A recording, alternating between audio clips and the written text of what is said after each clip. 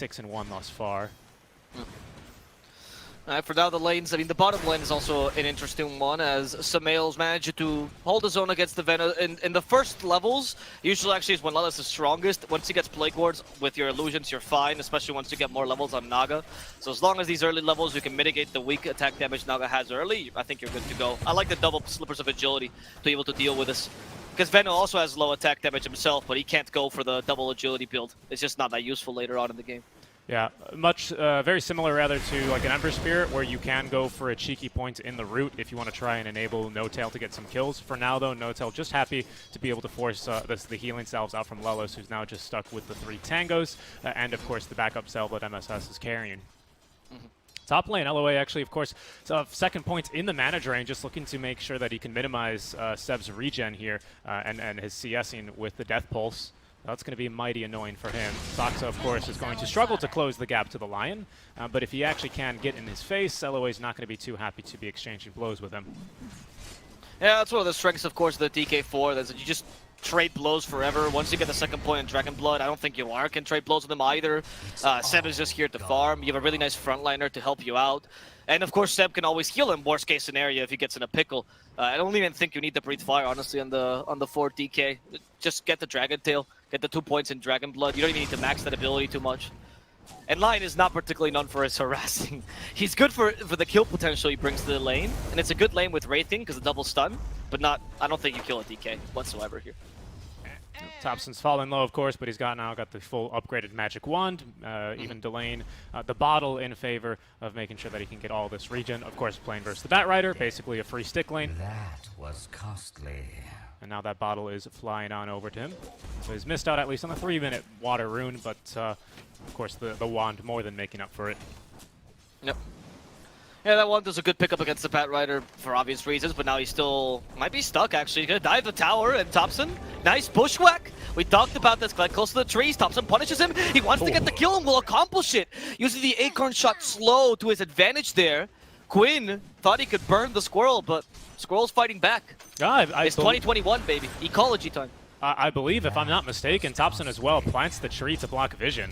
And of course, that's true, having already used Flame Break and with the tower providing you vision as well as the Acorn Shot tree itself, Thompson was very easily able to secure that kill. So really, really nice play there.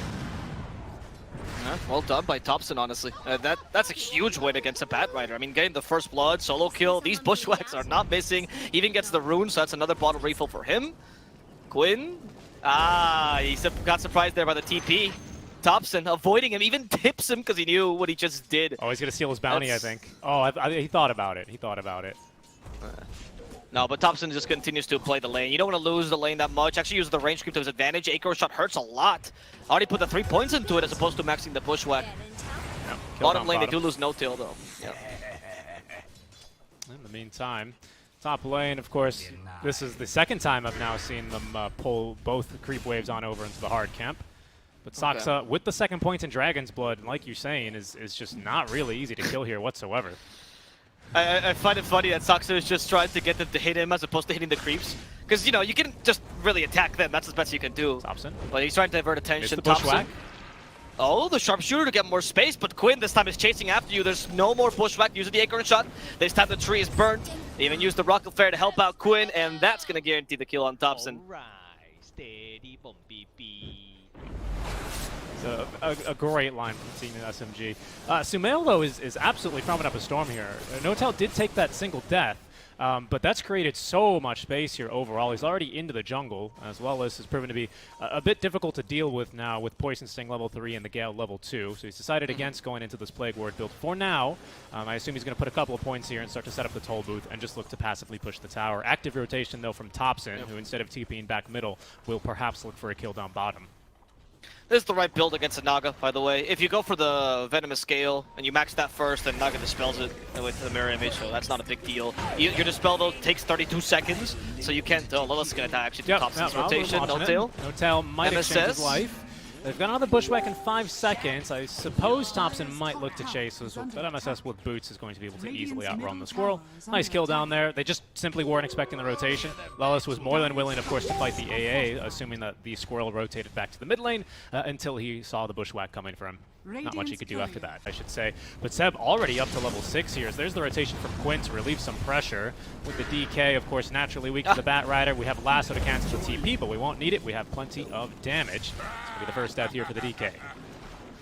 Alright, well, that was what they needed to kill the DK, but the whole lane he was free, as you mentioned. If it had been a Hoodwink, perhaps the lane would have been a bit easier, because at least you had kill potential on Hoodwink against DK. It felt really frustrating. You had double stuns for nothing, couldn't secure the farm on Yawar. So, quite a nice early game for OG as it stands. That kill on DK is not that important as long as Seb survives that.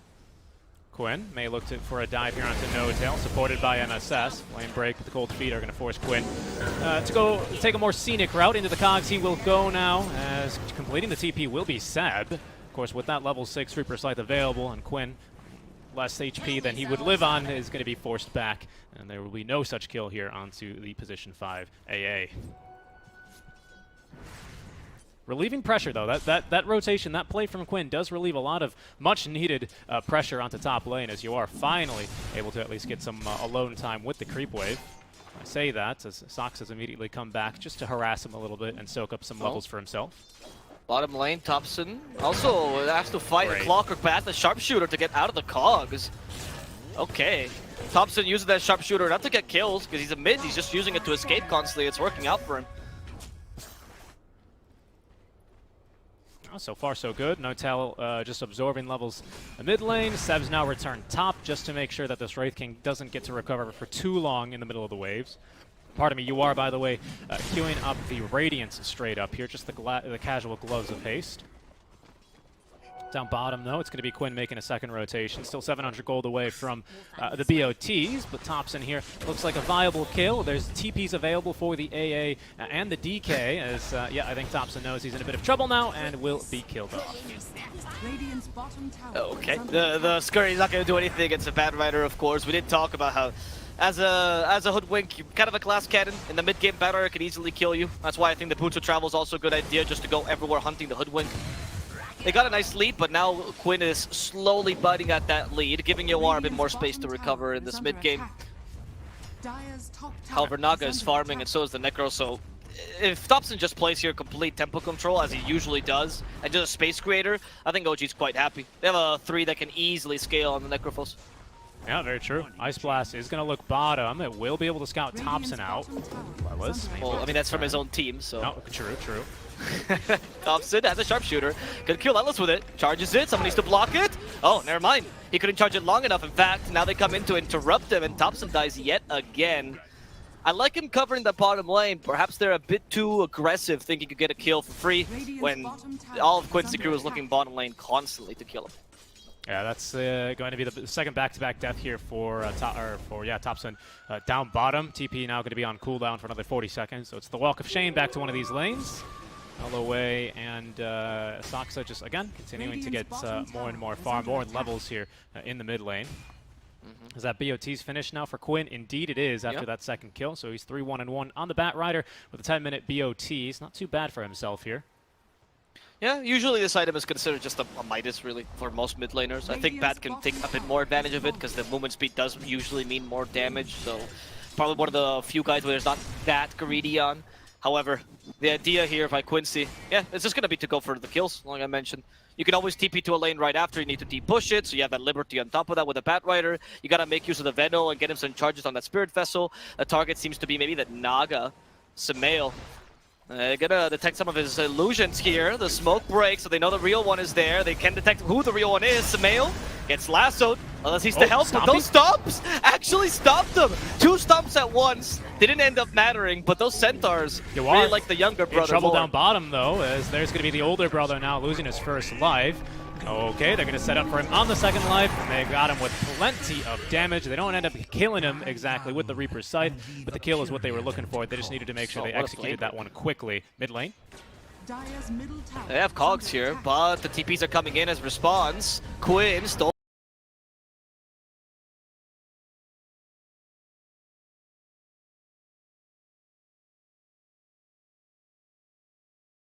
Bat Rider's still simply too fast right now. Yeah, indeed. Nice play though, as both Hassan brothers will be killed. Of course, once you see 4 heroes rotate to one side, you rotate your 4 heroes to kill the other one. So just about everything's even here. Soxa now with the Elder Dragon form. I believe this is his first Elder Dragon form of the game. He's going to be looking to push the tower now with Seb. Held at bay, though, by that rocket flare. And MSS about to have hookshot in another 15 seconds. From behind, though, comes LOA. Connects on the stun here onto the Ancient Apparition of No Tail. Breathe Fire onto Lion here as the Cogs are just going to separate him. Now they're going to break him in. Quinn wants to look for a fight here. Doesn't have lasso for another 40 seconds. Thinks he could just get him in here with the damage. Sharpshooter, though, is going to nuke down MSS. Quinn still idling, looking potentially to go back in, but will think better of it and backs away. There was no lasso, and that kind of stopped the potential to be able to go back in with Quinn. I think the haste room was really good on Noto, or I mean, you can call it lucky, whatever you want. But Noto being able to get that, allowed him to retreat. He even had that moment of like, oh my god, I'm so fast, where you run like back and forth in the same spot, and then finally use the Ice Blast, killing the supports. Not the most major kills, but again, once again, you stop Lelos from getting those Vessel charges. So that's quite important. This Venomancer has not been able to use that Vessel whatsoever yet. Yeah, indeed. I think he had a couple of Vessel charges, but he's going to be completely out of them now. Quinn looking for a kill onto Seb. There's a DK nearby, but there's also MSS. Range Dragon Form stun is going to be used here onto the Clockwork, as there's going to be the Ghost Shroud activated. Plenty of healing, but also amping the magic damage he's taking. Quinn easily getting the kill there. Might look for a +1 onto Soxa, as Ice Blast is going to be used for Lelis. Unfortunately, the Bushwhack just pushes him outside of the Ice Blast, but it's okay. Sharpshooter to secure the kill was ready for Thompson. He was going to get out of the Ice Blast anyway by walking, so it's fine. I think that was a good counter by OG, but honestly, good by Quincy to begin with. You knew the Bat Rider was going to counter Necrophos at all points of the game. He had to go for the Hood. The Hood is just not enough against a Bat Rider, not with Boots of Travel, certainly. And that's one of the advantages, of course, of this item as well, the fact that you can join pretty much every fight, be omnipresent. You counter the majority of the enemy team. Even the Naga, honestly, to a degree. If Mirror Image is on cooldown, which usually it will be because she'll be farming, this high armor target but low HP is prime for Bat Rider kills. Once she gets the Manta, this changes a bit though, and that might be when Og starts playing a bit more aggressively with Sumail. Sumail, who, by the way, is just about to finish up now, has just finished off his Manta style. So he's got that secondary Dispel. Pretty similar cooldowns on these bad boys. What, 34? 28 seconds to the 30 seconds. Plenty of illusions. Double Dispel available for him. Is going to allow him to man up a little bit more here, especially versus this Bat Rider if he needs to. Yeah, it also stops the Veto, of course, so those Dispel's really useful this game, to be honest. Yep. Helps him versus the Bat, or sorry, not the Bat Rider, versus the Clockwork if he's trapped in Cogs with a hook shot. Also allows him to split push lanes like he's doing now. Great item for the Naga, of course. Yeah, and because of the benefit of you have the core-to-core matchup, you can take this quite late. Nicely, Quinn. Yeah, they are baiting. He has a song, so this is a really good bait. Nice evasion by the Manta. It's there directly for SVG, but the target is Quinn. He's going to be frozen solid and then shattered as SVG joins him in the grave. Quincy crew, they got baited here. They absolutely did. A really, really nice play out from the likes of OG. They know that Quinn is just going to be looking for these kills. And having a Naga Siren farming there, despite having a tier 1 that you can reinforce to very quickly, doesn't really matter that much to a Bat Rider, especially with a Blink Dagger. He was thinking he could get that kill very, very quickly, unfortunately. Just really nice placement by OG. And of course, a nice little Manta, or I guess, it was a mirror image dodge, wasn't it? Out from Sumail there, just to avoid the Earth Spike, in case there were more enemy heroes coming in. MSS and Yawar going down bottom. They're going to find Thompson, scurry right into the trees. Oh, Run, little squirrel. Oh, but there's a Bat Rider. How do you deal with this? Apparently a Bushwhack. Thompson still scurrying. Quinn has a little bit of Firefly left. Thompson for now is getting away, but is he fast enough? They even used the Ice Blast trying to deter them. They caught up to Thompson with a Flame Break, finally stun him. Despite a good Bushwhack, Thompson might now be in trouble. Here's the Sharpshooter to get more space, but it's too late. Quinn will end up killing him off with the residual damage of that Flame Break Firefly. Yep, down he will go. Mid lane, though, in the meantime, Lelis in a bit of trouble. He's got plenty of Plague Wards down, but not going to do much to stop Seb, who will throw out that Reaper's Scythe and collect the kill onto Lelis. MSS, though, looking for revenge, as he is going to go ahead and put Cogs in, or put Cogs around Seb. Now dragged back as Quinn completing the BOTs on over. As at least the lasso back into the tower. Ice Blast out from No Tail is going to whiff. Sumail, though, with the regen room, perhaps going to join this fight, as from behind comes LOA. Lands the stun onto Soxa. He's going to come to regret that, however, as he will be grouped up on by 4 heroes and killed off just as easily as they took care of Lelis. Quincy struggling a bit, you could say here. They are trying their best to make plays here, but the Venomans are being a bit cancelled in lane, the right thing being in full recovery mode, and Bad Rider having to do, honestly, too much this game. It's difficult for them to take the right engagements. You can even notice their degree of desperation trying to find kills where maybe it's not the most well-advised spot, or maybe it's a bit too risky. They just can't afford to wait and idle. I actually like this more than if they were idling and being patient. At least they're trying to do something, but it's working in favor of OG right now. I will say, though, this has bought plenty of space and time for Yawar. Unfortunately, his farm is a little bit lackluster, as he's been kind of overshadowed just a little bit by Thompson. Just now about to finish up the Radiant. Still needs another 700 gold. That's top lane. Quinn is being ran down now by Saksa. Saksa, by the way, with the Blink Dagger on cooldown for 12 more seconds, as Quinn will blink through that Ice Blast and TP away unbothered. That was quite the guess on the Ice Blast, though, and I almost hit him. But nice blink there by Quinn. And he knows, he right now, they have to all play around him, so if he dies, that essentially stops Quincy Crew's pain train for a while. Wondering what you can do to make this Ven a bit more useful. Okay, just trying to snipe the kill here onto Yawar. Will struggle to do that, although Thompson.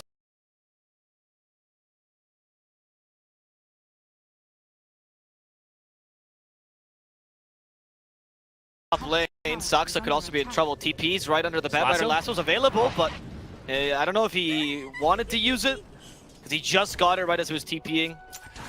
I think it was just, he was facing the wrong way, so he had to turn around and then start the cast animation. Nice stun out from Saksa. Yeah, that's a good stun. Quincy in the middle lane, though. They see Seb and Sumail farming. Do they want to go for a kill here? They know they just forced the Dragon Knight to retreat, so they don't have that help. No Tail. They'll use the Ice Blast, but he's still in trouble. Flame Break, pushing him forward. No Tail. He's going to fall here. Lotus Orb not going to help him enough. Lelis finds an opening in the trees. In fact, the Lasso actually will find Sumail now. There's still a song. They try to kill him in time. Sumail has to sing. Oh no, the cogs! Breaks his vocal cords and his face as Saksa struggling to get out alive. Seb in a similar position. MSS can end up finishing off Seb as his friend dies in the backlines. Quincy Crew just took a really good team fight.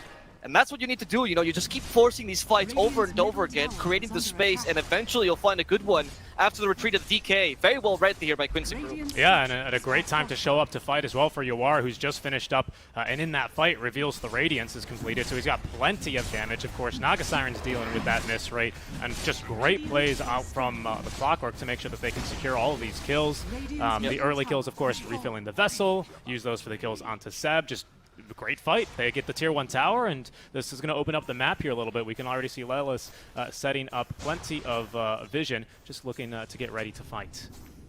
Quinn being a huge driving force this whole game with the Bad Rider. Honestly, that Lasso was on point. He knew he could just walk in and do it, and even if he gets stunned, it's whatever. Like, they even committed the Reaper Scythe there just to try to prevent Quincy from continuing that fight, but maybe Sumail could have sung a bit earlier. That was an option for him. He thought he could get away. Those cogs were just so clutch, though. I don't think he was expecting them.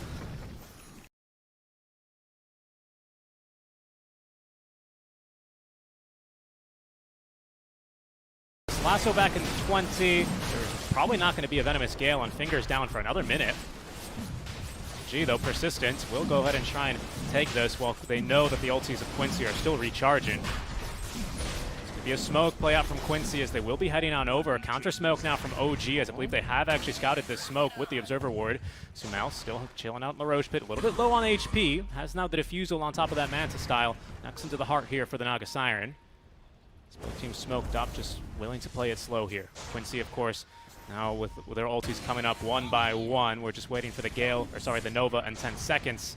Followed by Finger in a further 30. So it feels like OG has kind of lost the opportunity to get this Roche. Yeah, I mean, they're just a bit afraid of them being able to initiate like last time and bursting down Sumail before he can sing. That damage is considerable. They have plenty of stuns. If you hit him with a lasso, I think that gives you enough time. So you can't really bait out Sumail. What do you bait out? I think Seb is the best option, and they're going for a bait smoke this time. Seb is like, oh no, I wonder what my team is. I just want to come here and kill Plague Wards.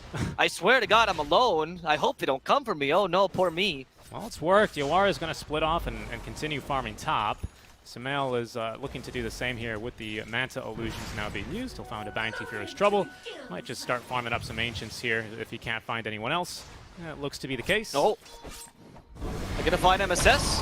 It's a good little Dragon Tail. Setting up for the Cold Feet as well. MSS is dead.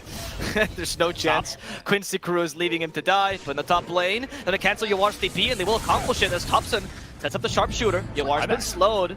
They buy back for this just to be able to save Yawar just in case. In fact, they might want to engage.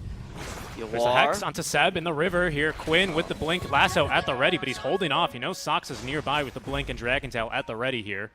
So they would have to really play that carefully. Seb, of course, has the Lotus Orb at the ready, and we've seen some pretty nice Lotus Orb plays here from Seb 2 days ago when we last saw him here on the B stream. That Timber was incredible. I mean, I don't know. He has some crazy reflexes on that Lotus Orb. Some people tell you, oh, once you reach a certain age, you don't longer have reflexes, and Seb just hold my orb, please. What do you have to reflect this game? The Hex and the Air Spike. Actually, Air Spike particularly. Air Spike, Lasso, of course. Lasso, right? Lasso too. Yeah. And the Dispel pretty useful against the Gale, especially if you need to get rid of that Vessel debuff, which might be relevant here considering that Naga Siren, Og.Sumail Hassan brother, is going for that Heart of Tarask himself. Next item. Still hasn't committed for anything quite yet, so he still has the option to change it. Thompson just split pushing top lane. He's even got a Tinker Ward to cover himself here. Okay. They don't want this tower to fall. They don't want to give any more map control to OG. But OG themselves are just looking for a different objective. It's Roshan instead. With a Naga, this Roshan is actually kind of easy. Yeah, and Quincy actually, crew interrupted. Quincy are still hunting for a squirrel up top lane. They might not know. They've used Rocket Flare up top, and OG know about it, so I think they're just everyone into the Roche Pit right now. Here comes the second Rocket Flare. I don't think it'll be fast enough here to stop them, as it would seem that they've just been hoodwinked by the squirrel. Thompson. He was getting their attention top lane. In the meantime, OG will head right into the Roche Pit. Oh, no. That does not feel good for Quincy. Of course, Seb. Where's the spray? Where's the Are You Offended spray? It's the right time to use it. They just took a pretty free Aegis here. And Quincy crew will now struggle to take the next fight. I mean, they can still do it, mind you. But a part of them is like, should we really fight into the Aegis? The answer is yes. It's a resounding yes. They smoke and go for a fight. It's another bait smoke with the Wraith King, it seems like. They go for a pickoff instead as they divide themselves. Quinn, Flame Break won't hit anything. He wants to stop Sox's TP. In comes SVG. There's a lasso. I don't think they even need it. They want some fried fish for dinner, and they're gonna find it. Yep, now they can make some dragon scale tipped arrows for the anime later on. They may end up needing these. They might. Oh, he's destroyed. No chance here. He actually even used the BKB as the Ice Blast hit. They want to avenge that, but I don't think they have the resources to do so. It's just two supports. Pretend like there's someone bigger behind them. Thompson showcasing that boomerang. Great, actually, combo with the Ice Blast as it increases that damage you receive. Yeah, it's such a nice Aghanim Scepter, actually. Just really amping all of that damage that you end up taking. And of course, with all this burst, even if, I mean, I guess the only count to this... I think there's ways to deal with it. Eventually, we might see a Lotus Orb, as it seems like Lotus is concentrating on being a bit of a utility Venno here. I think it's the best way to flex a Venno that hasn't been able to dominate the early game. Ice Blast, once again, looking to set up for a kill onto Lelis this time, as they will connect. Also scouting MSS there with the projectile, but they won't be able to... Oh, maybe they will, actually. Sumail, with the heart completed and Aegis in hand, might look to go for a bit of a dive as he cuts the wave. TPs are coming, though, as they look to reinforce. Sox on the high ground, ready with the blink, as there's going to be the Gale onto one. Great stun, though, catching Sumail as he's trapped inside the cogs with all of his illusions. All is still alive as they find the right one with Yawar's stun, punching his brother in the face, but here comes Seb to secure the kill there with the Reaper Scythe onto Lelis. Sumail trying to escape, but fingered, will fall here. As now even Thompson scouted in the trees. Of course, nothing stops the sharpshooter, but he couldn't actually turn. There goes Thompson, killed off. Now as Yawar pops the BKB, another stun onto his brother. Saksa, in the meantime, is going to be saved. As Sumail looking to refet this fight with the Song of the Siren. I don't know, they seem to want to retreat now, because look, Quinn still has his BKB. They're actually going for poor Seb. But Sumail's trying to kill the enemy carrier. Yawar's out of mana. He couldn't use his magic stick in time. The dragon still stopped him. And he's going to fall. Yawar. He actually just got that shard. Oh, he just did. bought that shard after that fight. Yeah. He's like, well, should have had this before. Sumail going for more. Lelis is the target. He's been ensnared. We still have Diffusal as well, so this is going to be a dieback for Lelis. Yeah, that was indeed very costly. Seb is making a good usage of the the Necrovos voice lines here in this game. Rough fight there for Quincy at the end of the day. Started off real nice, especially as they are able to get rid of this Aegis. Unfortunately for them, it just, at the end of the day, Sumail is just way too tanky then on his second life, as you do end up committing quite a few resources. The BKB, although it's a good one out from Yawar, means he doesn't have BKB at ready for what's coming next, and the rest of his team, stuck in the Song of the Siren, you know, aren't able to help him during that duration. So it was a great job canceling that long duration BKB using the Song of the Siren from Sumail. Yep. I agree. I think that was a very well put song, and even the Dragon Tilt towards the end I think was also crucial. I mentioned it, but he had a magic stick ready just to be able to try to survive that. You know, the magic stick, plus if you're lucky with the hits and whatever, you had the last bit of mana, maybe you could have made it out with a reincarnation. Bottom, they're hunting Thompson again into the trees. Quinn actually used BKB for this. And Thompson looking to try and TP. There's no lasso. But hookshot is going to be there in time. LOA has the Hex at the ready and the finger. Got the squirrel. Sometimes you go, is the finger really worth it? But since Thompson keeps getting away from these fights, they're just done. Thompson is attacking them mentally. They had to search for him in the top lane after a while, and now they're just dead set on killing him every single time they see him. But Thompson has done his job properly. He's creating a massive amount of space for Sumail. Sumail, who's playing a Naga, is a great... Oh, he missed the Elven Tunic. Oh, in fact, Thompson saw it. That's why Thompson's dead, so he can coach his team. And Sumail, he knows he has a good core-to-core matchup. He knows the Batrider will eventually fall off. Well, he's also already starting to fall off. The Veno can't deal with him either. So Thompson's only role here is to create space for him, and Sumail will gladly carry this 4 Protect 1. And so far, it's been working out. Game 1 of the Hassan Bowl, I would say Sumail is, well, with what, 4K more net worth than his older brother, pardon me. He's so far in a good position here. Just about to finish off the butterfly here and another 800 or so gold as he will throw the ensnare. Seb nearby. Of course, the Radiance debuff is making them a bit more annoying. Quinn is able to pick off Saksa in the meantime, but there goes the first life. Ice Blast now being set up for the second one. He will get off the BKB. A hook shot from behind, out from MSS to try and reset this fight. Quinn has BOT'd in, but does not have the lasso. He used that for the kill onto the DK up top lane. So Quincy are just going to look to retreat and wait out this reincarnation duration. Yep, it is level 3 reincarnation. It's only 40 seconds. This time you have a shard, so it's guaranteed every single time, right? So you've covered all bases now. Maybe with Assault Grass, you'll be able to fight a bit more consistently. There's LOA now with his shard, speaking of those, by the way. Yeah. I'd argue the time is kind of running out here for Quincy, especially once the butterfly comes out for Sumail. You'll have to build an MKB for Yawar to even catch up to that butterfly. It's going to be very tough here. But we'll see, you know. Quincy still has really good team fight, particularly single target pickoff potential with the Batrider. And they can take advantage of that. They can run all over the map, not necessarily kill Thompson, but find more juicier targets. Like the Naga, for example. Radiant's bottom tower is under attack. That's going to be, I mean, a difficult catch. Sumail, of course, without a BKB, but he still does have 2 dispels for himself. So one of the greatest ways you can still kill him, even a tanky hero now with the Heart of Taras and all this armor, would be the Batrider. But again, with double dispel, it's going to feel impossible to get these stacks of the Napalm up to really ramp up your damage. Exactly. And even the Bat, like, I feel like at some point you also fall off in terms of the damage you can deal. Like, he's building Shivas to amp that up even further, but there's only so much a Bat can do. As Quinn, he's not meant to be the super scaler. Yeah, I guess the combo of Bat and Veno, maybe, you know, that with the Radiance. And hell, I mean, Wraith King deals damage to Naga. It just so happens that when you're surrounded by 4 Nagas, you're never going to win that fight. Smoke play here, coming out from both sides now. Quincy, yet again, looking to play the Wraith King bait game, but instead OG set up in their own jungle. Waiting on the high ground here. Seb in position to break smokes. They've got a ward as well, watching over this tier 2 area. Okay, MSS, there's the ensnare, Sumail jumps after him, bushwhack.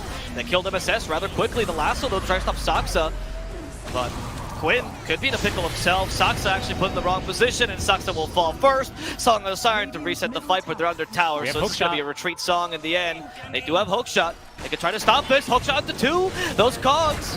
It's not going to really stop Sumail that much. Nice Lotus Sword, in fact, with a Reaper Scythe. They will destroy MSS here and SVG, but Sumail, he got stuck there. He ends up dying to Yawar. Yawar is trying to look for the final kill against Seb. Seb has no way to escape, but his teammate is there to aid him with those stuns. The first death here on Yawar.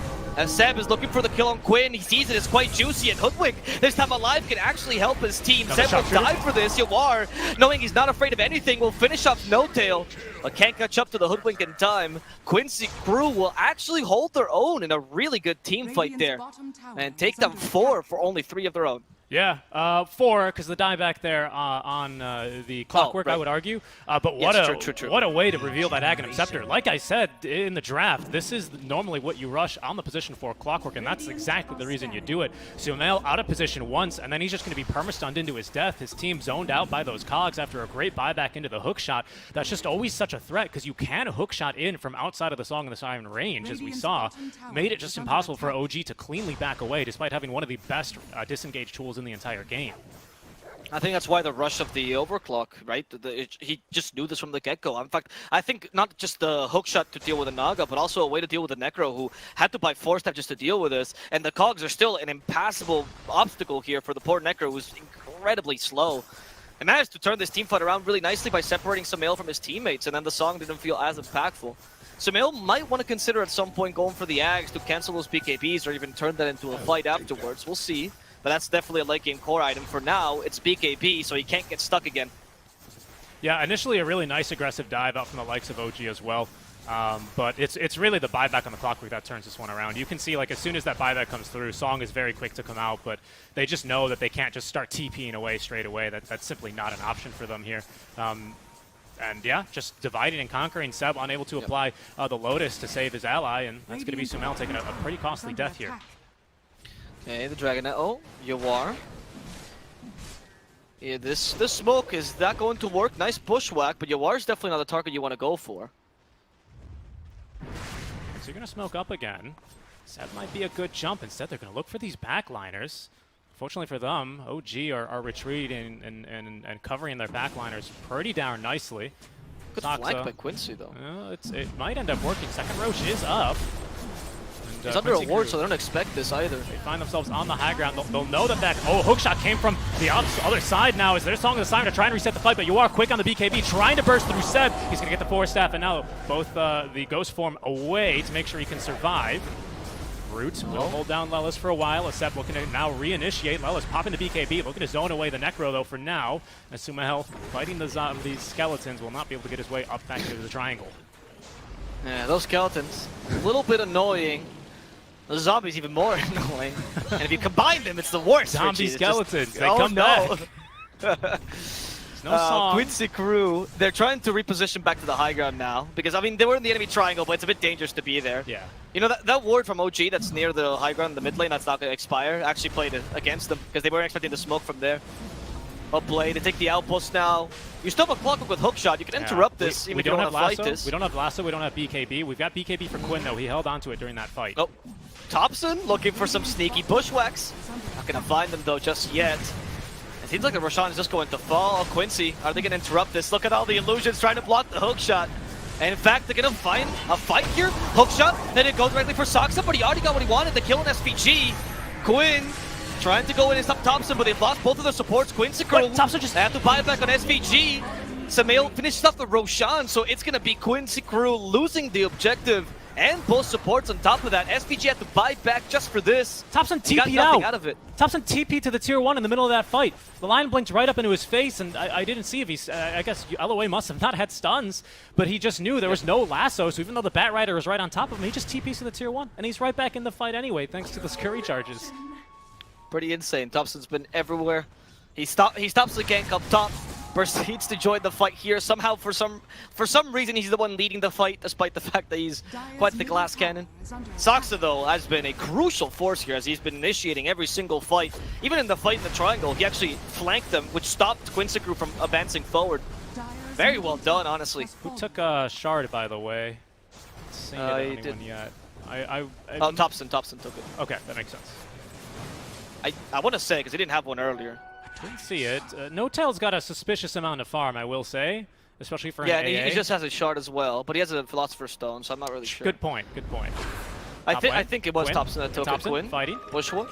Okay, the boomerang, everything for Quinn. Quinn's tired of the squirrel. Die, he says. Burn! Let's have squirrel for dinner, but Quinn sees an ally. Dragons don't burn as easily. Ice There's Blast. no point in following that up. Quinn will be able to get away, though, from the Ice Blast. Again, really good guesses by No-Tail. It just so happens that Quinn has the mobility items to get him away. Yeah, I'm just watching this replay now over from that last little engagement. Hookshot having to be used there just to try and counter-initiate, maybe save the first life of Yawar. It means that they didn't have it to contest Roche, so that's why Sumail's not in this fight. But yeah, Thompson just realizing LOA didn't have a stun for me. There's no way that lasso's off cooldown. I'm just going to TP to the tier 1 tower. He lives through a 4-second TP while the Bat Rider's just trying to burn him alive. I mean, Quincy Karua got a really good fight earlier, but it seems like when OG dominate the fights, it's been more difficult for them. However, now, when they have the control of the high ground, it's going to be difficult for OG to siege this. With the Naga, they just do the endless siege of the Naga illusions, but they can't really go up to the high ground without the fear of the double cogs, double hookshot. Yeah, because you do have good save, but with MSS now having that overclock available, Quinn can basically just abduct someone into your base. MSS is going to be able to stop any, reinforcements from saving them. LOA as well, ready to counter-initiate. And can, of course, can handle with the illusion push that Naga's going to be bringing. Setting up Vision top lane. Once again, it's a squirrel hunting party here. At least that's what they're hoping for with these Nature's Prophets or Tinker Wards. Thompson's been having a riot this game, honestly. I feel like this is the... Like, now that I see him play the Hoodwink, I've seen it once before, but it just feels like so much his hero. Constantly bamboozles players, just creates space like crazy, can recover really easily even if he dies a bunch because of the farming abilities Hoodwink has. And he's tanky, too. I mean, a lot of this does come from the Minotaur Horn, but he's got a Kaya and Sanj. He's got Power Treads. Okay. Yawar? Yeah, that's why I was saying, maybe consider at some point the X. Again, we're just still hunting for the squirrel up top lane. Patience will pay off, though, because Thompson has just TP'd on up. Oh, he's gonna... Nope, he scanned. He scanned. This is a high-tech squirrel, my friend. This is a Terran squirrel. Soxa has Ag, so basically now an additional core to the likes of OG, and he's going to be able to, of course, fly right over these trees now using the power of Slyrak. In he goes, but he's going to be surprised to find 3 heroes here. 3 heroes, though, that can't quite kill the dragon. And here's Thompson now to reinitiate. Quinn and MSS just looking to TP out, and it's going to have to be Lion falling for the sins of his allies. As Sumail, utilizing the song, hoping to catch any late TPers, will be unable to do so. That's just going to be the Lion dead. I believe that is a dieback, though. Yeah, it looks like it for LOA. 80 seconds without the song kind of sucks, but I guess 80 seconds without the Lion is evened out. I don't think you can push high ground just yet, though, even if you kill the Lion, because the song is too useful a tool. By the way, Sumail picked up an Illusion Escape. He's got Swift Blink now. Yes. It's absurd. I mean, the Illusion Escape for a Naga, it's Naga or Spectre probably the best heroes to use this, honestly. Yep. Sushka Spectre with that plus, 34% Haunt Illusion talent already? Yeah. And Naga has the +1 Mirror Image Illusion, and now the extra Illusion for Illusion Escape. Look at this push. Goodness. Oh no, so many Nagas. Yawar was already having a headache with 1. Yeah. It was 6. And the reason we're seeing this now is because we don't have the Lion. Lion is the way to stop this from happening. Yes, it's true. What else will you do if you can't suck the illusions? They even vesseled the illusions just to make sure they could get the tower. Or sorry, Guardian Greaves, my bad. Guardian Greaves, yeah. Okay, Sumail, okay, lasso, nice Lotus Sword, yet again by Sam, we talked about this earlier, and then with the lasso plus the Ice Blast, they're gonna be able to finish off Quinn. He was not expecting that. Sam too quick on the draw. There's the overclock. Sess is just not gonna be able to find anything here. 80 seconds now without Quinn. Because again, Seb just way too fast. Quinn finds himself just basically stunned and instantly killed even through his BKB. There's now the MKB delivered, but mid lane of Barracks already down and out. Oh. Tops it. Look at those. Oh. Was hoping for the kill onto LOA with the sharpshooter. Might as well. He's got, he got rid of the quickening charm actually. But short cooldown anyway in the ultimate. Might as well try for it. So many illusions. Slicing and dicing the racks like they're sushi chefs here. Lelis could be in trouble. There's the Ice Blast. It's only going to graze him. In fact, it doesn't even graze Lelis. They don't seem to need it. The Bushwhack catches both. And now the second line for the Wraithing. Yawar have to use the BKB to get away. They have no Bastion. They can't control him. Yawar, they tried to use the song. In goes and OG. There's the classic OG Fountain Dive. MSS is going to die here. Yawar might also be in trouble. There's too many illusions. The Fountain cannot deal with them. OG just crushed Quincy in their own Fountain and want to destroy their buildings to finish this match. Quincy's not gonna let it. GG is called. OG will win game number 1. Yeah, well, what a way to go out as well, as Yawar ends up dying to the illusions of his younger brother inside of the fountain. Absolutely nothing he could do about it there towards the end of the game. Really, really strong game out from OG. So far, it looks like, what was it, January 2nd's tweet out from Notel seemingly to be proven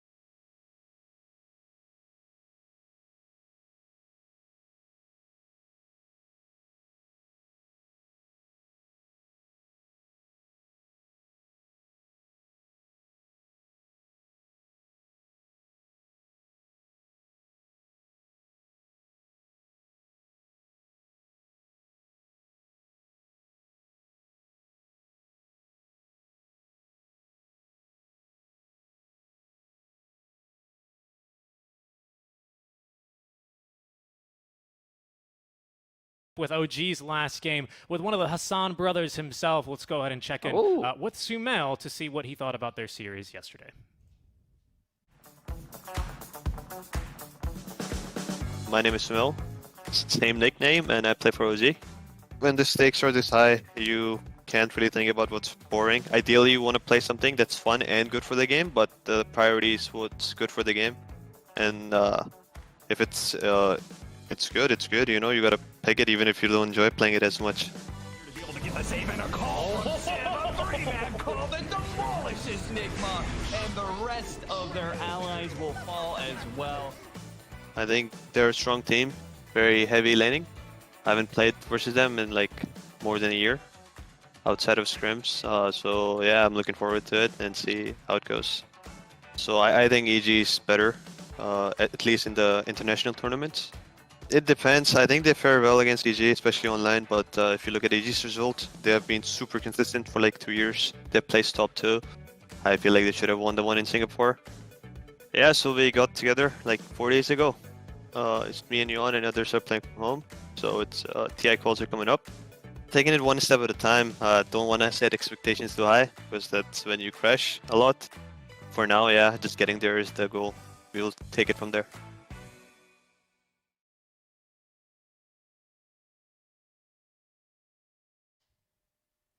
Shout out to our content team for being able to snag an interview with Sumail after their match yesterday versus Nigma. And, well, now it's going to be back to the Hassan Bowl here. It's going to be the usurper, that is the older brother, trying to take down the king. We'll see if they can get it done here as we get underway for our draft in game number 2. I like these storylines. The Hassan Bowl from American football to Game of Thrones. These guys cover so many genres.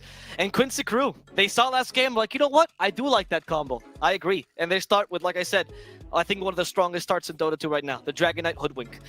Since now there's the first 2 picks, I can get to explain this a bit more. If you already know, just follow along. So the reason why these 2 picks work so well is because the Dragon Knight offers some really simple catch, which sets up for Hoodwink's insane amount of damage, so you can go for easy pickoffs. But Dragon Knight brings that tower push that allows you to catch even further and even more dangerous areas. Because Dragon Knight is a tank, he can actually tank for Hoodwink most of the time in these situations. So you're able to go really far, take good objectives, and pretty much kill anyone on the map.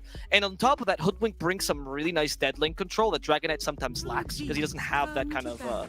he's really tanky, but he doesn't have a great escape. So if you catch him in the wrong position, you'll die. And Hoodwink can supplement for that. So while Dragon Knight brings the offensive potential when it comes to push, Hoodwink brings a bit more defensive potential. And when it comes to killing, Dragon Knight's more the offensive and Hoodwink is the defensive and the damage. Such a good combo. Very, very strong. Now I'm considering where OG are going to be looking to lane this Axe or how they're going to be looking to play it. During their win yesterday, ILTW, the Giga Chad he is, made some really impressive plays on the Axe himself, nearly landing a double dunk onto a couple of heroes. Shut down by Sumail, though. Again, the reaction time on the King just a little bit too good for that, and ended up winning the game. But they definitely saw the strength of the Axe carry because as soon as they fought, they took a fight right around the 21-minute mark, and they just got completely crushed. That was Nigma all of a sudden seizing control of the game. What was the cause of that? Well, of course, it was going to be the Axe shard, right? That thing is just still ridiculously strong, even if it in its nerfed form. And the Axe plus Phoenix is always a solid combination, right? Any sort of catch with Phoenix is nice. I think one of the strengths of the Axe Phoenix, which is actually very similar to the Trip Protector Phoenix, is that Axe is a BKB piercing disable, right? When you use Mars, there was a moment where if the enemy team had some Phoenix counters and they could activate the BKB, unless your egg was really well placed or you were really a good lineup against them, you had no control. And there was a point where this would fall off. Axe Phoenix, not so much the case. Yes, it's not as easy to execute, that's true, but it's still not too difficult, and you are a really, really good anti-BKB lineup, which takes away a lot of the options against Phoenix, like the Lifestealer Jug. Not as powerful when you have the Axe Phoenix. I like this combo too. I think it's a strong opener by OG. For Quincy crew, there's more pickoff and pushing potential. For OG, the 5-on-5 is already looking amazing. Yeah, like you said, I think something that's worth just highlighting is the fact that it scales. I mean, I know you said it, but just to highlight that a bit more, compared to other combos, compared to other offlaners that do give you a lot of the same amounts of control, like a Mars, like a Tidehunter would be, this is going to scale beautifully throughout the entire game. Plus, you've got an insane amount of healing now if we decide to go for the Holy Locket build on this Phoenix with Sunray, so it could potentially turn into something pretty crazy. This is also going to dissuade from another popular pick that we tend to see for basically, we saw it a ton at the Major, and that's going to be the Winter Wyvern, right? Another really powerful counter initiation tool. It feels really weak to pick the Wyvern into the Phoenix, because usually Phoenix can just set up a Supernova outside of the Winter's Curse AoE. If there's someone Cold Embrace, he just sets up the Sun Ray onto them, and they don't have any Sun Block. They don't have the chance in the Cold Embrace, so they just get burnt alive. Exactly, but you can pick it together with a Phoenix. The only issue is then you're gonna have an issue of catch, right? And Quincy could punish that with, say, a Storm Hit. They go for the Abaddon. Okay, already setting up for this idea. Nice little save.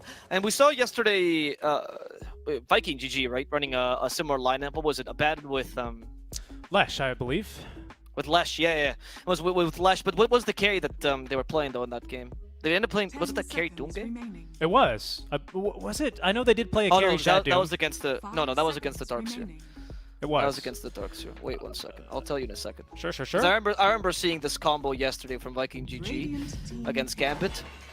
It was the Abaddon together with the Lifestealer, actually. It wasn't to deal with a Phoenix, but it was a similar idea against a Tide, just to completely cancel him.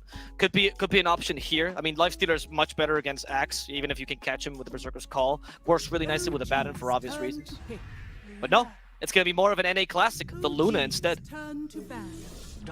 Yep. OG knows how to counter this Luna. Your biggest asset is Luna is your movement speed. If you counter that with Surge, you put yourself in a pickle. And now we see the carry Axe coming into play. Yeah, absolutely. And I think it's the right call to make because I believe, correct me if I'm wrong, but you can proc Counter Helix on all instant attacks, which Luna's Moonglaves do count as. So you have the chance to be spinning quite a bit, even aggressively, and of course discounting even when the Manta and Shard timing comes through from the Axe. You're going to be able to tear through this teamfight rather quickly. Of course, Axe can dunk through everything, so Abba does need to be a bit careful on his HP if he's not going to trigger the ulti preemptively.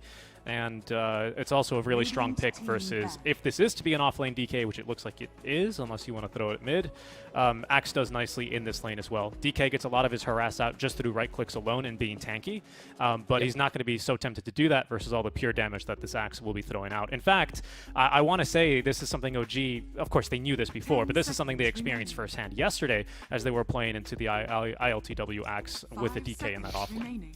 True, and another point in favor of the Axe carry here is that he's honestly the best, well, not the best, but one of the best IG carry destroyers, because usually they don't tank up as much until later parts of the game. Like if you go for any sort of strength item early on the Luna, for example, you're gonna slow down your farm as a result, right? You want to be a bit of a glass cannon so you can farm faster and then proceed to get more stats. Axe punishes that so hard because, as you said, the pure damage. In addition to the fact that Berserker's Call is undispellable, so Abaddon won't do anything with that against that. That you add to the fact that Darkseer can help you initiate, so you might not even need to rush that blink and go for Manta much more reliably. OG, I mean, this draft I actually like a lot. I want to see how Quincy responds to this.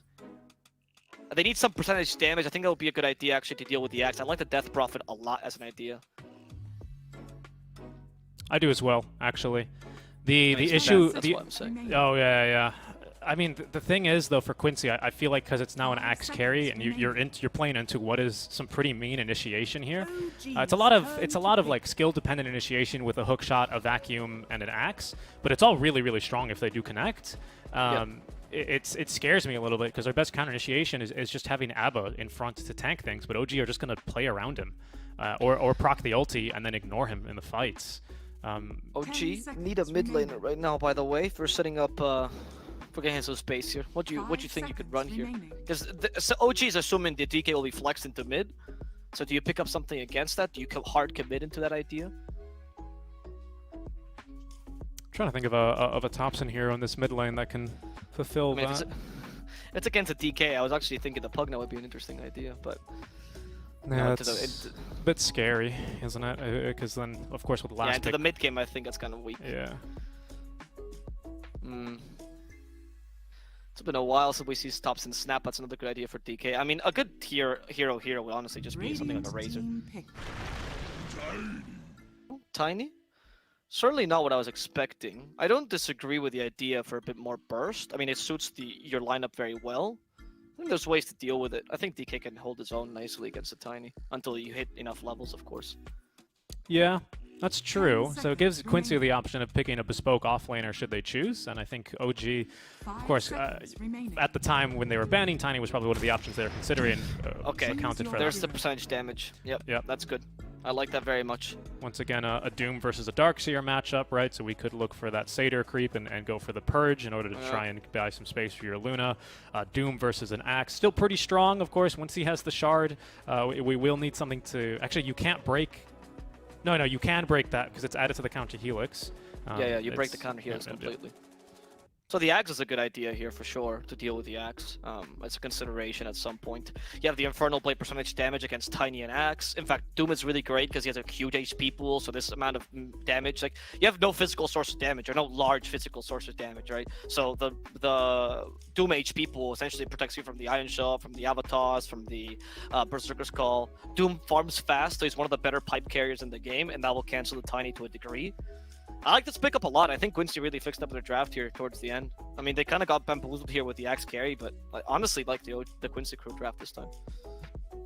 Yeah, I do as well. I think at the end of the day, we're just going to be a little bit too tanky. Obviously, MSS is going to be minced meat. They're going to hunt him especially easily. Tiny, or Topson, when he does get his Blink Dagger, is going to be looking for kills primarily onto him. Because if he looks for Yawar, he's going to find that Yawar is going to be a little bit too protected. The Kingsguard have mutinied, and you know they've got a great kind of Kingsguard for the would-be usurper here with the Abba. So it's going to be difficult to try and jump him. But that's kind of a similar story as well for this Doom, for this DK. They're incredibly tanky. This does kind of make the Phoenix pick feel stronger, but it's still, you know, a while until we're going to be feeling those rays of Sunny D, you know, really do all the damage. In fact, the Shard here is huge value for the Phoenix this game, as you mentioned, because I think it's so powerful to have him on the to have the Sunray this game in general. Hell, you might even consider building a vessel at some point, like a Clock or Phoenix. Not bad vessel builders this game. Yeah, the Abaddon, maybe not. Yeah, it's a position 5 Phoenix, so he's going to be a bit restricted on his farm for no-tail. If it was a 4 Phoenix, I wouldn't mind throwing it a little bit back to the Singapore Major, where we saw a lot of carries, or sorry, position 4 Phoenixes kind of just go straight into Refresher. You know, 4 Sunrays in a fight is pretty bonkers, especially with this many heroes, that it is going to start melting. And Luna, who has good attack speed and a crappy range, is going to be hard-pressed to either commit or run away from a Supernova. It's a hard decision to make in the crunch of the battle. I agree with your point, though, that you're saying earlier. Like, Luna has a good King's Guard, Queen's Guard, I guess. Queen's Guard, in this case. yeah. Yeah, Queen's Guard for Luna. You know, she can do her terror stacks as the DK. Oh wow, this is really going against the anime idea, huh? But she has good protecting cores in the Doom and the DK. Cores that can easily go in. I feel like Abaddon can do the same thing. The save here is not really that great. Your save is really just against the hookshot, perhaps. Maybe the Avalanche to some degree. But at least you have some healing from the Abaddon. This is a game where SVG could consider the Holy Locket himself just to amp that healing. But I do like the draft overall by Quincy. I think both drafts are pretty solid. I just feel like this time Quincy has been able to adapt to OG's draft much better. 30 seconds to battle. Yeah, I'd concur with that. I think that makes a lot of sense. Because last time, I think I didn't really see the draft's problems until Sumail was, you know, just shoving all of the illusions down into the lanes. Then it was obviously a little bit apparent, and by then Quincy just weren't in a position to do anything about it. I think this time they've given themselves a pretty nice out of this game. As we'll see Sumail, the king, go versus the Abba, who's yet to put a scope on anything. There it is now with the Aphotic Shield. But it's 3 runes here for the likes of OG. They will be unable to get through this Abba, though. It's a little bit too tanky. But nice right-click speed there. Fast hands on Sumail. Since it's early, I want to point out this really small play by No-Tail I loved. He purposely missed his first Fire Spirit to trigger the Aphotic Shield, right? Because he was trying to like be on point and thinking, I'm not moving, he's definitely not going to miss it. Purposely misses the first one because he gets dispelled anyway. Immediately hits him with the second one right after, and he couldn't dispel it. Yeah, small things, but I like that. I like that idea. I also like the offensive dual lane. Abaddon, traditionally one of the best dual lane cores, or supports rather, ever, honestly. And he deals really well with the Axe, deals nicely with the Phoenix as well. I think he's actually quite a hard counter, and that way you get the Doom versus Darkseer matchup, which is the ideal matchup for Lelis. Especially if you find the Purge creep, there's no way he's dying here. Yeah, Lelis is going to be going into this Midas build here, presumably on the Doom. At least that's what he's queued up here in his quick buy. We'll see here if that changes as the lane continues to develop. Mid lane, not going to be too exciting here. Thompson, of course, is without the toss, isn't going to have a whole lot of kill threat. But top lane, there's some kill threat onto No-Tail, because they will be able to punish him for taking a level 1 Fire Spirit. Sumail even taking a bit of extra damage. It's going to be... I mean, I think as Axe, you actually don't need to dominate the lane if you're carry, because you recover quite nicely as well. But it does suck a bit that you're up against a ranged hero and you don't feel like you can take advantage of your strong early game here. And the Abaddon is also not a hero that Axe likes to deal with once they have the Curse. I like that he went for the 1 point in Curse. Yesterday we saw Celery, for example, going full heal, and I appreciate how kind of person Celery is, and he wants to just help his teammates, but I think the Curse is really valuable against any melee lane. Oh, he took a last hit there. SVG, no, your shield took a last hit. What is this? How dare you? How dare you? Need all the farm we can get on this Luna. Yeah, I like it here. It is going to put a lot of pressure onto No-Tail. Of course, it's going to force him to trade a little bit less than he would like to. Of course, Phoenix always able to get kind of the last laugh with the Icarus dive as Sumail. Got to be a little bit careful here. Otherwise, thinking about going back for that 4th stack for the curse, but we'll think better of it. As, there's that thought process where like, oh, if I hit him, I'll hit him even faster. Oh, but then he'll spin even more. Then he'll spin. Yeah, exactly. Yeah. That's the oh, thing. but now he's going to die. Sumail for free? I genuinely just went back for it, and SVG, that Orb of Venom. It's punished him pretty hard here, giving so much space to Yawar. And yeah, it's true that you that you can recover, but the idea is not to die in the lane, unfortunately. Sumail doesn't have the highest armor early, so the damage from the Luna and the Abaddon really does pile up. Really good base damage on an Abaddon. Yep, both of these slows being incredibly annoying. Yawar, not like this is too bad of a lane for him anyway. You know, very similar to something like a Timbersaw lane. You don't mind using all of your mana on Lucent Beams just to be able to harass and get Sumail within that kill range. Thompson already utilizing the toss here versus Quinn. But Quinn, 2 points into the Dragon's Blood here. He's gone now for 1-1-2. It was 0-1-2 at level 3 for him. Bottom, they are fighting though versus Lelis.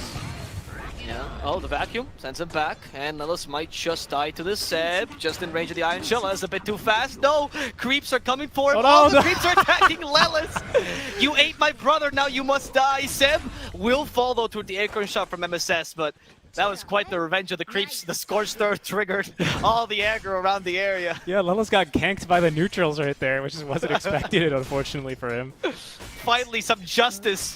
Doom's eating creeps every year. They never get any retribution. It is at the very least a deny. So, you know, it's not the best news for Lelis. They are able to get the kill onto Seb. But it's not too bad either, because he's going to be able to get the free TP on back. He doesn't have to use any of these tangos, and without a healing salve, he would have been pretty low HP for the rest of the laning stage, which is not what you want versus this Darkseer clock lineup.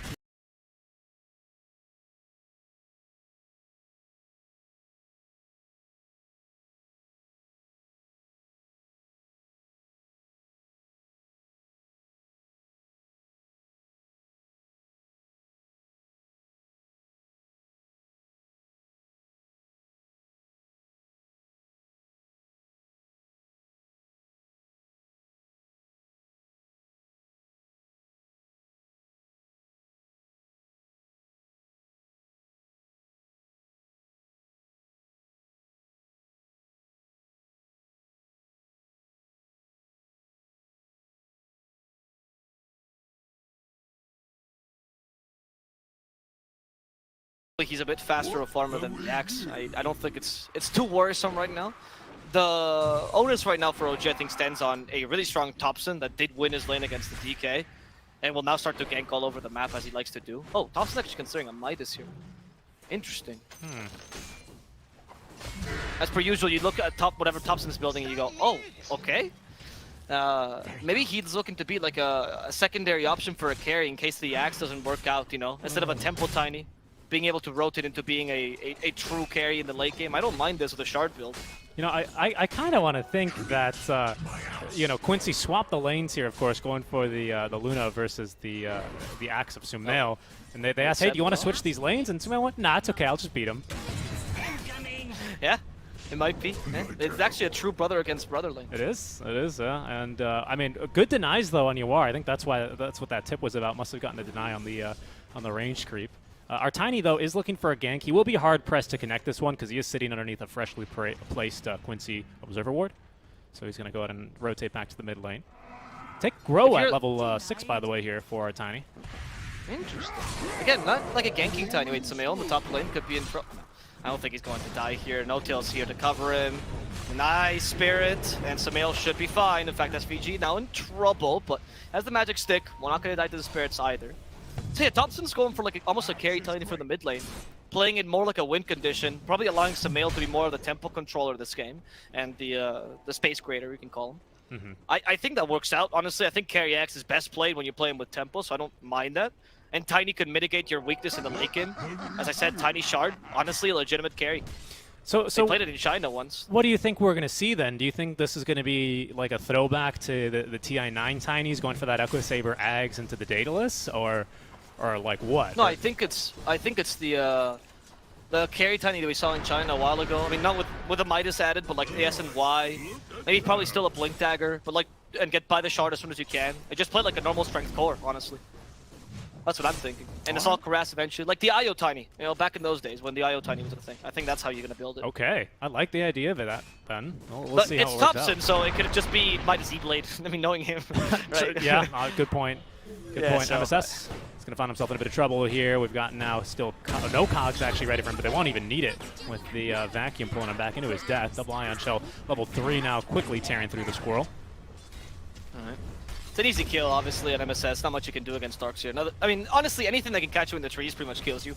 So the vacuum is quite crucial. Breaks your scurry as well. Alright, King has already moved into the jungle here, farming up a couple of stacks. Yaba's going to be here just to soak a little bit of the experience. There he is, now up to level 4. But with that Vanguard completed, there's not really such an easy way to kill this Axe right now, unless you get an Eclipse onto him. SVG just running in and out. There's only one true king. Actually joking. One true king. Oh, no. Keeps trying to harass here. Sumail. Taking away the experience kind of Dire's important, middle tower honestly. is under attack. As SVG does. I mean, he just gets a free level from this. He compares his levels to the Phoenix who's trying to sap the experience in the lane. Kind of even. No-Tail trying to protect this tower, but might die as a result. No-Tail. He's got Icarus He has dive. Icarus dive, but Bushwhack, Lucent Beam on top of that. They're chaining their stuns well. No-Tail a bit too fast. We'll get away. Yeah, they... Bottom lane. Lelis in trouble. He does have a Doom, and he used the Doom on Saksa, and we'll get the kill as a result. SVG even comes in here to heal him back up. Quinn, though, still As chasing Seb Seb. could be in trouble. We have a Dragon Tail available. For now, slowing him down. Seb has the Surge, and now ready. TPs instead. Do they have enough damage to punish this? The Bulls. No, they don't. Seb gets back home. Even the with neutral's a sliver helping of out life. there. Yeah, he's Yeah. going to be able to escape. They will eventually catch up to No-Tail back top lane, so they do punish him not having that Icarus dive at the ready. This does allow Luna to then cut the wave and start applying some pressure into this top lane. The nice part about switching and kind of going aggro with your carry in the side lane is that you've already made the rotation, right? So this is normally where Luna would want to be at this stage of the game. Farming the jungle a little bit, sure, but then eventually looking to push back top lane as there goes Thompson, finding the Avatos kill there onto LOA. That's going to be just him. Well, a smart rotation. He has a ward here, so he might have seen him eventually start walking on over in that direction, but no ward there for the vision. Just a nice kill. No-Tail? I mean, the amount of time that No-Tail's spending on the top lane and preventing them from just having a free push, it's actually kind of useful for his team. It's giving his team a bit of liberty to go and gank and do other stuff in Radiant other structures lanes. are The problem, though, fortified. is that if he keeps dying, he's just also giving them a free Dire's creep. under attack. MSS. Doesn't have Icarus Yeah. dive. There's Acorn shot still available. Oh, maybe this was a bait the whole time. We're seeing a rotation. No, No-Tail's already dead. Thompson's here. But Thompson's here. Kills the courier. And might also kill a carry. On top of that, Sumail has the Berserker's Call. Oh, nice bushwhack though, but Yawar might just die. Hit Sumail one extra time. And that canceled Yawar's life. Leslau. Saksa finds Lelis, by the way. Oh no, it's not going to be easy for Leslau to get away. And he's going to die here. Simple Iron Shell, Wall Replica even set up. Quinn and MSS coming in. The reinforcements going for Saksa. They stun the Clockwork. Just go through the wall. Escape thanks to the slow. Saksa gets hit by the bushwhack. No chance. He's going to die as well. Seb, by the way, is going for the very classic Darkseer build here. Just going Vanguard, not too rare of an item and a great one to have, of course, versus the Luna. Then straight into the Crimson Guard, so he is prepping for some earlier engagements, hoping to keep his foot on the gas versus the likes of Quincy crew, making sure that this Luna is not going to be able to outscale. I think the game plan this time around for Quincy is that if they can take this late game, they'd be more than happy to do so. They're probably looking at this lineup that OG has and going, oh yeah, Luna late game will absolutely crush these guys. They just got to get there. OG are of course going to do everything in their powers to stop that from happening. As here's Midas now being delivered to Thompson. He is queuing up the Blink Dagger next, so still looking to be able to accelerate his farm through a couple of Blink, Avatosses. We'll see how this works out for them. This deviation from the build, it honestly might just completely lose them the tempo and also the late game if Tiny can't make it, because the Blink Dagger will be much more delayed. But I think the idea is pretty solid. As you play with the Axe tempo a bit more, right? Because you go Blink Vanguard on the Axe, or actually he's going to go for the Yasha straight up. And then that way you play maybe around the 20-minute mark. Tiny is not going to gank too much early. You don't have great ganking partners, so instead you spend this time farming. Smokes break. I think the logic checks out. Oh, no tail. Just Icarus dives right into MSS, unfortunately. He will be taken down. Breathe fire, killing the Phoenix, as he will go down just like he was born in flames. But meanwhile, I feel like No-Tail is pressured here because he's like, okay, my mid is farming, my carry's farming, my offlaner's farming. I need to create space. But since you're just a Phoenix, what you need to do is just die for that space. Yep. Blocks a camp while he's at it, at least. Not bad. I mean, the tier 1's still up top, so that's No-Tail's job done. Yeah, we've not pushed any towers yet for the likes of OG. Thompson now with Midas. This bonus attack speed is really, really nice to have on a Tiny. Unsurprisingly, a hero with 0 agi gain does benefit quite a bit from bonus attack speed items. And with the trees, that is going to allow them to have some pretty significant tower damage in, as Leslau making haste here towards that DD rune. Will think better of it because searched up his tops, and he will be able to beat him there. DD in the bottle now for the mid lane Tiny. Hook shot. They find the squirrel, but MSS still trying to get away. Nice little bushwhack. Because annoying him at the scurry, goes to the trees, but clock's too fast. That surge, MSS using the sharpshooter to get away. He'll survive thanks to the Phonic Shield, and the punished one will be Saksa. Nice little Phonic Shield there towards the end, and very well played MSS. Good thinking in the sharpshooter. Yeah, Quinn as well was sitting on 2k gold, had the BKB queued up, but decided to go proactively into the Blink instead. I like this a lot. We'll see here if OG can look to punish it. Thompson still has this DD rune in the bottle, holding onto it as No-Tail. Icarus diving aggressively, perhaps just for vision, holding on to that Supernova, deciding against dropping it here and now. Yuar is in the vicinity, so he could look to join these fights, but does not have the point in Eclipse. So wouldn't be much value here in a team fights other than the right-click damage and the occasional Lucent Beam. Quincy then will acquiesce the mid lane tower. As OG happy with their progress here, we'll move into the jungle and look to boot the Luna. Yeah, take over the Luna's jungle completely. More importantly, also swap jungles. Take over the much more valuable Radiant jungle, because now naturally Quincy will have to, if they want to regain the jungle, it's kind of impossible, and you can still put 1 or 2 useful wards on top like they're doing here, and OG can regain control of their own. Hook shot actually read well by Quinn. Not gonna catch up to this guy. This guy plays Ember Spirit. What are you thinking? Yeah, and that was all thanks to this Observer ward here. Saksa thinking he's got a ward up on the high ground. A good guess. He might decide to ferry out a couple more sentries, because there's no way he just makes that blink like that off of the sound cue alone. Did you see him pinging all over the place? Like, there's a ward here or here. They're using so many sentries. They can't find this ward. Sometimes the best hiding spot is just in plain sight, huh? Very true. It's pretty common. Out of the outpost, like just barely out of the range of the outpost. It's a super common ward spot, though. I've been watching a tons of replays and keeping an eye on warding. Usually the most contested ward spots are right here on the cliff, and then the second one that they like to put wards in is going to be right here next to the outpost. This one is just simply dewarded too often, and this one's a bit sneakier, and it feels a little bit awkward to put a sentry right there next to your outpost to protect it. I think Quincy's got to watch those replays too, because they didn't guess this, and the ward is going to expire. Ended up being pretty... Sorry, OG's got to watch those replays, what I meant to say. That's where... As Quincy take advantage of that, and DK's alive, continues to farm. They're going to need to... for him to become a secondary carry too, if Tiny and Axe will both beef up themselves. Yep. We sometimes see, by the way, just continuing to talk about wards, I guess. Welcome to the ward segment of this cast. We sometimes see the same done here on the in the Radiant side, but the trees are a little bit worse, and this staircase is not as frequently accessed by Radiant heroes compared to the Dire double staircase here, as they are going to be able to just escape in time here, making sure that they're not going to lose anyone out from the jungle as Quincy looks to reestablish control. Not to flame, of course. We were just joking about those warding No, spots. of course, I of think course. in the middle of the game, having to guess, like you just see that hook shot, you go, where is it? You know, you just use two sentries. It's not that big a deal. Yep. They probably know. They just don't think about it in the heat of the moment. They are players after all. We have full vision. It's much easier to call these things out. There's going to be a smoke coming out from the OG. Let's see what they can find with this. Thompson now with his Blink Dagger, ready for his power spike.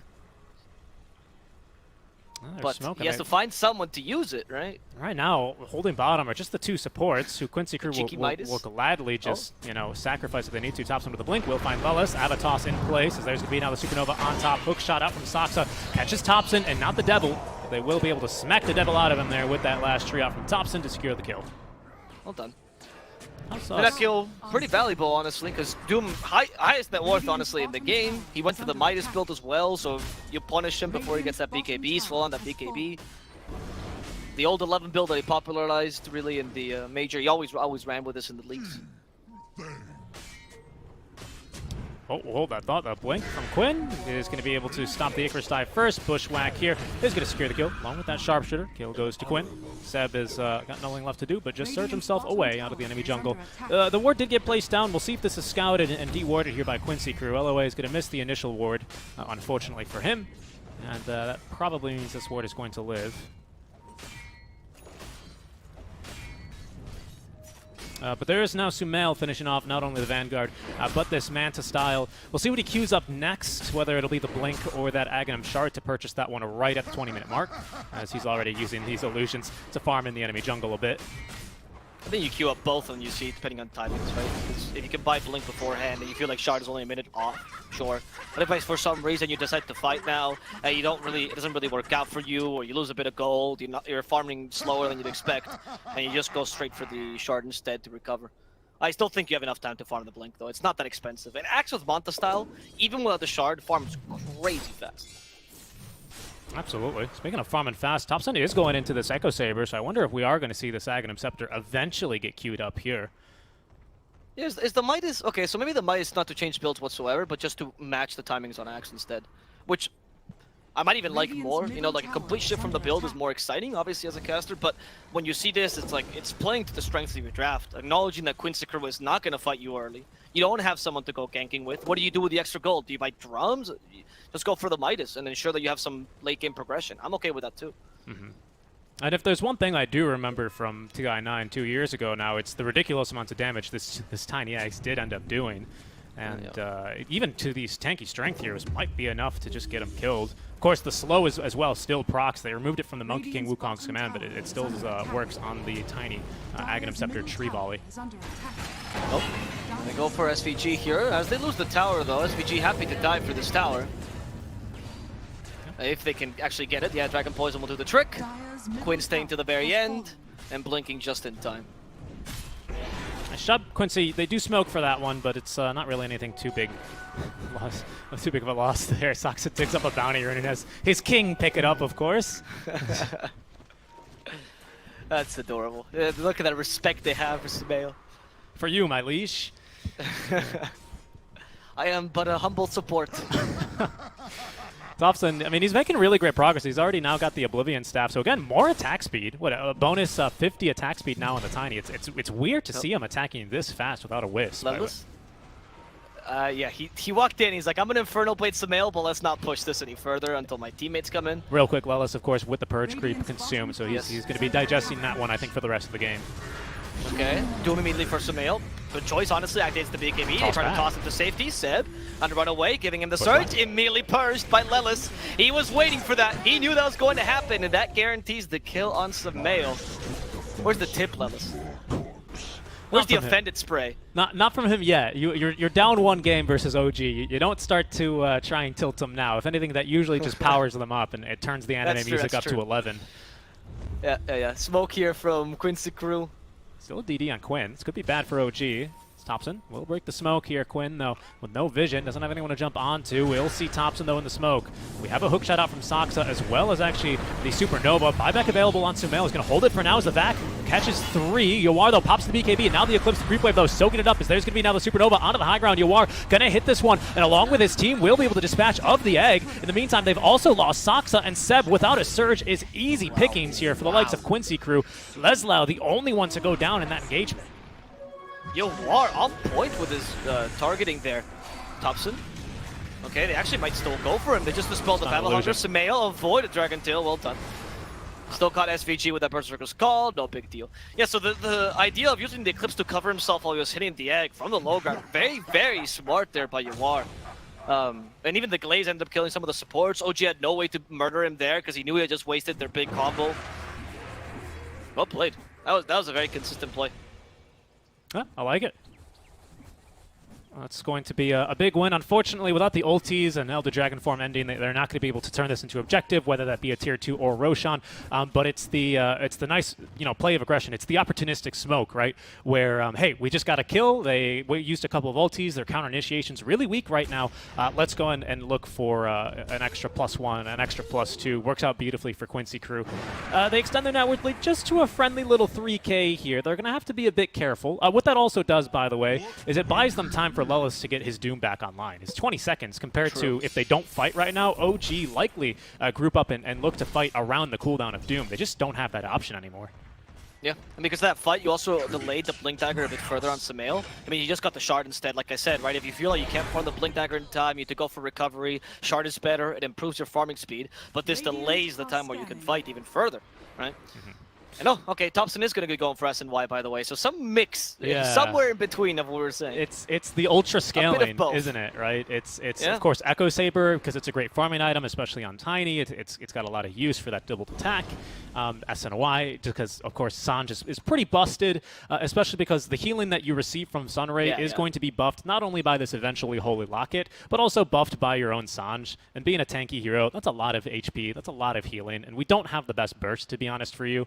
Thompson's not going to be dying within, the first 6 or whatever Eclipse shots that could connect onto him if there's a Sunray on top of him. So it's I like the builds. It's just pure late game scaling, giving them a plan B into the late game should they need it.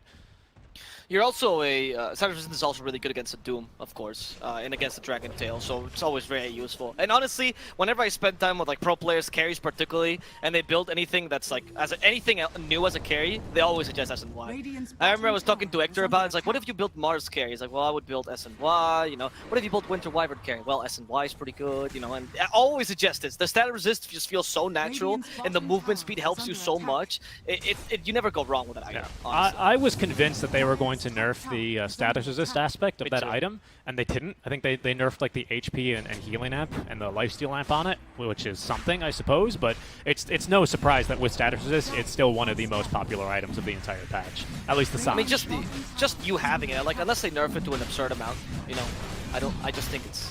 if they were to nerf it even to 60% or 14% or whatever it is, it would still be useful. They were pushing down bottom. Quincy, of course, scouting this are going to force them back as they're scouted by the Rocket Flare and say, if you want the tier 2 tower, that's fine, but we'll take Roche for that one. OG now, having committed the rotations, are going to have to look for a fight, so they're going to smoke up. All the ultimates are ready. Sumail has Blink, Manta, and that Shard ready to go. This is the big fight for them here, if they could swing it their way. Yeah. That's a good ward. They want to secure this fight for sure. Rocket Flare for more vision. Sumail knows where they are. Is want the Abaddon though. Good position by SVG, but instead he finds Quinn. Can he burst him down in time? Doesn't use the Manta just yet.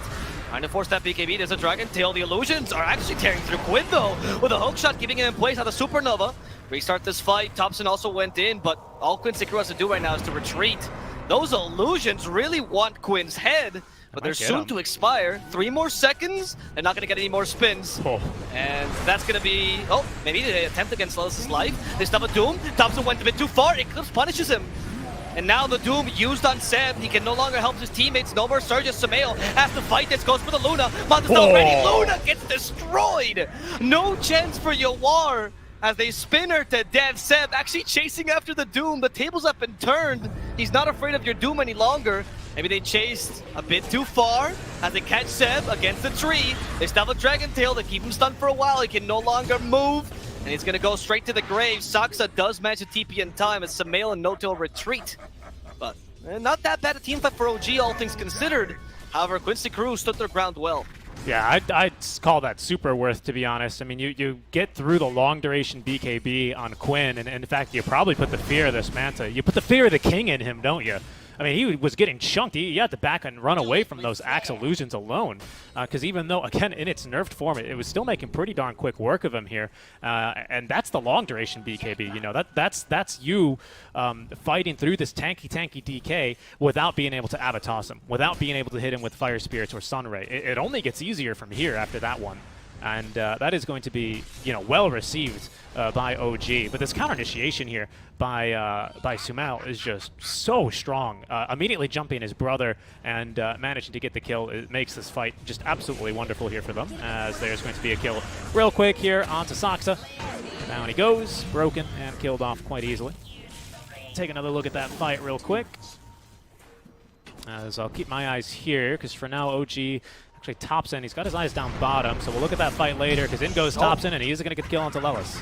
And in goes Sumail as well, finding a little squirrel. Spin, no spins actually. Kind of unlucky here for Sumail. Thompson's chasing after, they still have a toss, just toss an illusion. The tree first, try to slow him down. MSS scurrying in the trees. Is he actually going to get away? They have an avalanche? No, they don't find him. MSS, a bit too slippery. Caught you in your stubbies. Absolutely, MSS. That one is going to be a wasted kill, but it's still a win for OG. Again, it was just as simple as them running up and punishing them for sticking around a little bit too long. They've got really great vision here. They dropped this ward right before. Pardon me, they TP'd and ended up fighting when they scouted the Roshan attempt to make sure that they could set up for kills like this. They knew that there wasn't any counter initiation. If DK was there, you don't make that play, but he wasn't, and they knew that because of the ward. DK, though, is continuing to farm up as Quinn now rapidly approaching this Aghanim Scepter, nearly completed here at this stage. And Lelis is going for the Shivas, nearly having that one done. Mask of Madness, next item, Satanic here for UR, as they will make the jump. Sumail with the call onto the mid lane, taking a lot of damage. The Acorn Shot only gets him a couple more spins. Lelis has the Doom at the ready, is falling quite low. There's going to be a Supernova and a Saksa hook shot to put him down. We get the Eclipse, but only for a couple of seconds. As Luna taken down immediately, a second hook shot from the Overclock here, catches Quinn, pushes him into the arms of Thompson, who's stunned up immediately as Quinn pops the BKB, but held down by the call of Sumail. The right-click damage and the spins coming through real strong out from the King, as there's going to be another Icarus dive forward by NoTel to slow him to a crawl. Thompson smacks him with the tree to get up the kill. That is 4 dead on the side of Quincy Crew, all starting there with the jump from Sumail. That is insane. The speed at which OG can play this game, because of, you know, their cooldowns are really just Berserker's Call at this point. Yeah, Supernova's useful, so is Hookshot, but it's really just Berserker's Call. And they go in with that like madmen, and Quincy Crew is not even getting a chance to breathe right now. Like, I don't even think I wasn't even expecting that initiation. Between that and the surge, of course, just walk in and murder. Sumail now takes a free ratch to this, I'm imagining. Yep. I mean, that is the thing. They are kind of, well, they're not that weak in pushing, especially if we do get this tree grab talents, or the Aghanim Shards, what I meant to say. But that fight was just so brutal. Yawar finds himself just in the wrong spot. I don't think was expecting OG to be, you know, immediately reinforcing for that team fight. Trying to see here in this replay which angle he ends up approaching from, because I don't believe he got sucked in by that vacuum wall combo. Gets tossed in, I believe. Thompson tosses it in to just completely his death. So nice catch there from Thompson. He's able to immediately blow up the Luna, identifying who the damage dealer is going to be, and through the Eclipse, very easily getting the kill. Second hook shot out from Saksa. After the first one was just a thing of beauty to be able to make sure they get that follow-up kill onto Quinn. And now it's going to be Quincy Crew looking for return. For vengeance after they've lost the Usurper. Sumail breaks the smoke, only sees Elo away. Knows that there's going to be more heroes here, though. Nice ward placed down. Does scout Saksa, but Seb hiding in the trees. Sumail's looking to force him away just with the illusions alone. Initiation for the Phoenix here. There's no egg. Oh, actually just got it. NoTel can use it again. He wants to put himself in position right behind him. They're giving them no chance to retreat. They're stuck in those cogs. What are they going to do? Literally destroyed there. All three at once. Those supports pretty much winning the fight for them. Spin to win. I mean, it was honestly just NoTel and Saksa there, condemning Quincy Crew, crushing them because they chose to go in a choke point like that. Yeah, and then of course having that second hook shot, just you know, for the insult, really, is going to possibly condemn Quincy Crew here. 11k net worth lead. You got buyback on at least 2 of your cores, but Quinn without buyback and Elder Dragon form or BKB for some time now. So there goes the Fortify already. Top lane, MSS is trying to stop NoTel from split pushing. I think he probably connected the bushwhack, but Notel just tipping him anyways. Notel's just here to cut the wave. Yeah, they're eventually going to want to bring more pressure here. You know she's winning when they bring out the tips. You know, first you tip, then the voice lines, then is the fountain dive. Then it's the fountain dive, yep, in that order. Radiant's bottom tower. Let's see if this game they can afford to do that as well. I mean, I think Quincy still has a chance to bring this back, not gonna lie, but it's a tough one, right? You have a good single target initiation, decent save, but it won't work against the Axe. What Quincy needs to do is just be able to organize themselves appropriately against this incredibly annoying Vacuum and Berserker's Call. If they're able to take a fight on their own terms with the lines that they want, with DK Doom in front, Luna a bit back, being able to put out damage, Hoodwink and the advantage of saving people left and right, it's still possible for them. It's just so difficult to do that against a haphazard OG. Yeah, and the builds that they've gone for here on OG are making this game really difficult for them to play. Thompson decided against going straight into that Crimson Guard that he had queued up initially, but Sumail did itemize, I think, quite beautifully this game. Of course, the Vanguard, the Manta, the Blink, the Shard, but straight into the AC immediately after. Helps out their push, helps defend against the Luna, helps you get through all that armor of hers as well as the DKs. So really, really nice items and good itemization here. Sumail now, the King with his second life, so long live the King twice, will be able to even jump in further aggressively here, especially after he completes this overwhelming blink. Already clocking in at 3,000 HP, is going to be looking to pick up a bit more after that Reaver. But hey, you know, if history has taught me anything, is that Kings die when least expected, so it's the turn for the Usurper to start doing his thing.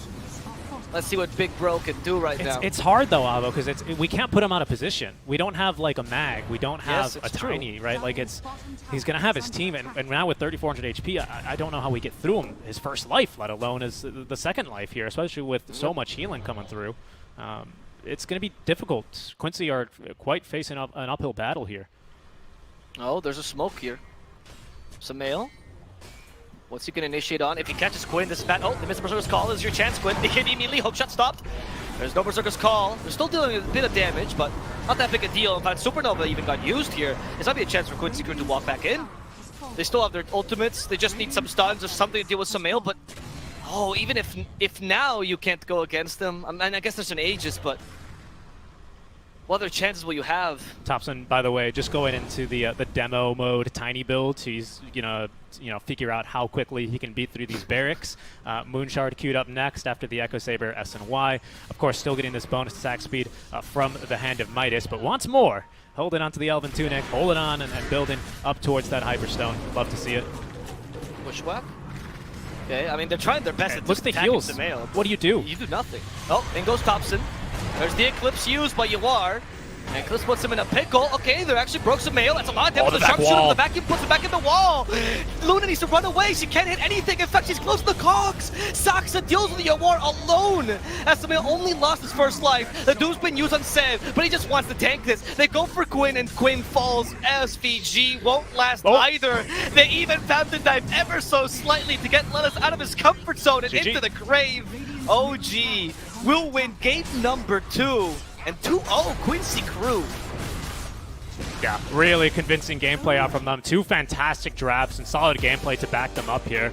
I love the like watching Thompson back in his groove, being able to go for these clever builds or these unique builds that seemingly work out for them.